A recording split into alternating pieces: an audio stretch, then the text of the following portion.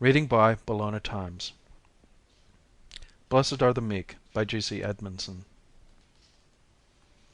Every strength is a weakness, and every weakness is a strength. And when the strong start smashing each other's strength, the weak may turn out to be, instead, the wise. The strangers landed just before dawn, incinerating a good li of bottom land in the process. Their machines were already busily digging up the topsoil.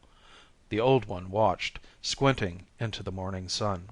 He sighed, hitched up his saffron robes, and started walking down toward the strangers. Griffin turned, not trying to conceal his excitement. "You're the linguist. See what you can get out of him." "I might," Kung Su ventured sourly, "if you'd go weed the air machine or something. This is going to be hard enough without a lot of kibitzers cramping my style and scaring old Pruneface here half to death." "I see your point," Griffin answered. He turned and started back toward the diggings. "Let me know if you make any progress with the local language." He stopped whistling and strove to control the jauntiness of his gait. "Must be the lower gravity and extra oxygen," he thought. "I haven't bounced along like this for 30 years. Nice place to settle down if some promoter doesn't turn it into an old folks' home." He sighed and glanced over the diggings. The rammed earth walls were nearly obliterated by now. "Nothing lost," he reflected. "It's all on tape, and they're no different from 1,000 others at any rate." Griffin opened a door in the transparent bubble from which Albanez was operating the diggers. "Anything?" he inquired. "Nothing so far," Albanez reported. "What's the score on this job? I missed the briefing."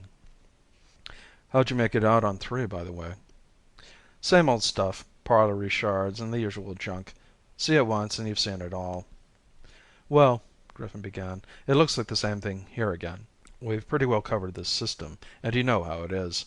Rammed earth walls here and there, pottery shards, flint, bronze, and iron artifacts, and that's it. They got to the Iron Age on every planet, and then blowy. Artifacts all made for humanoid hands, I suppose. I wonder if they were close enough to have crossbred with humans." "I couldn't say," Griffin observed dryly. "From the looks of old Pruneface, I doubt if we'll ever find a human female with sufficiently detached attitude to find out." "Who's Pruneface?"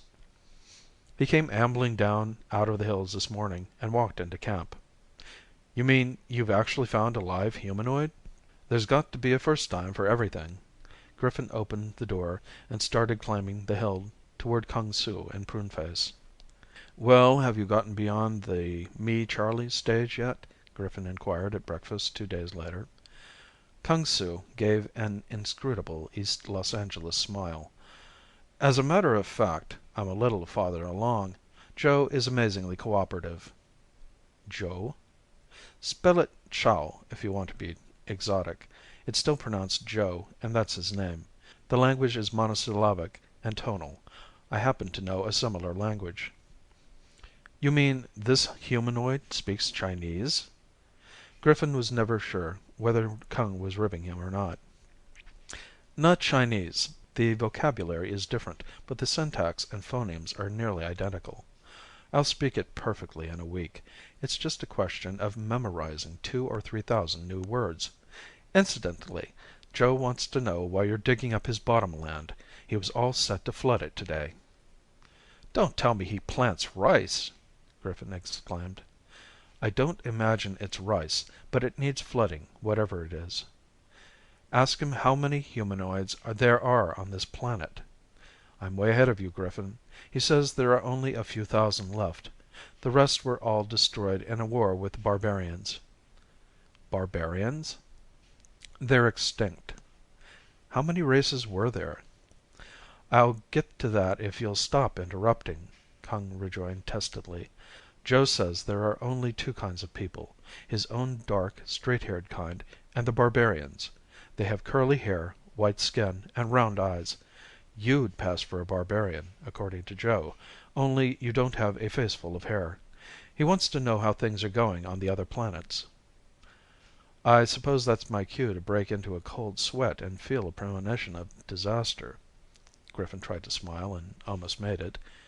Not necessarily, but it seems our Iron Age man is fairly well informed in extraplanetary affairs.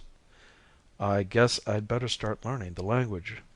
Thanks to the spadework Kung Su had done in preparing hypno-recordings, Griffin had a working knowledge of the rational people's language.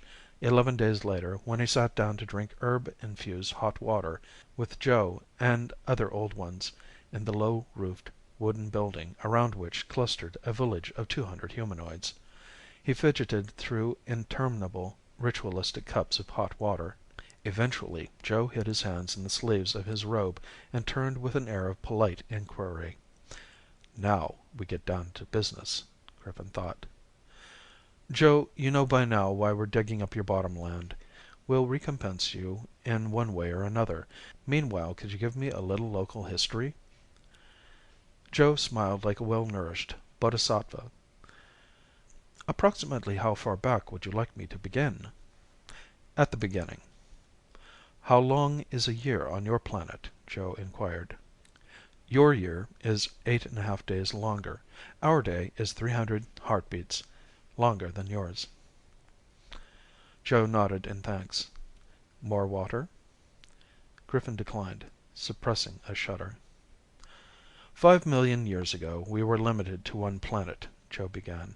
The court astronomer had a vision of our planet in flames. I imagine you'd say our sun was about to nova. The Empress was disturbed and ordered a convocation of seers. One fasted overlong and saw an answer. As the dying seer predicted, the Son of Heaven came with fire-breathing dragons. The fairest of maidens and the strongest of our young men were taken to serve his warriors. We served them honestly and faithfully. 1,000 years later their empire collapsed, leaving us scattered across the universe. 3,000 years later a new race of barbarians conquered our planets. We surrendered naturally, and soon were serving our new masters. 500 years passed, and they destroyed themselves. This has been the pattern of our existence from that day to this. You mean you've been slaves for 5 million years? Griffin was incredulous. Servitude has ever been a refuge for the scholar and the philosopher. But what point is there in such a life? Why do you continue living this way? What is the point in any way of life? Continued existence, personal immortality, is neither desirable nor possible. We settled for perpetuation of the race. But what about self-determination? You know enough astronomy to understand nova. Surely you realize it could happen again. What would you do without a technology to build spaceships? Many stars have gone nova during our history. Usually the barbarians came in time. When they didn't... You mean you don't really care? All barbarians ask that sooner or later, Joe smiled. Sometimes, toward the end, they even accuse us of destroying them. We don't. Every technology bears the seeds of its own destruction. The stars are older than the machinery that explores them. You use technology to get from one system to another. We used it, but we were never part of it. When machines fail, their people die. We have no machines. What would you do if this sun were to nova? We can serve you. We are not unintelligent. Willing to work your way around the galaxy, eh? But what if we refuse to take you? The race would go on. Kung Su tells me there is no life on planets of this system, but there are other systems. You're whistling in the dark, Griffin scoffed. How do you know if any of the rational people survive?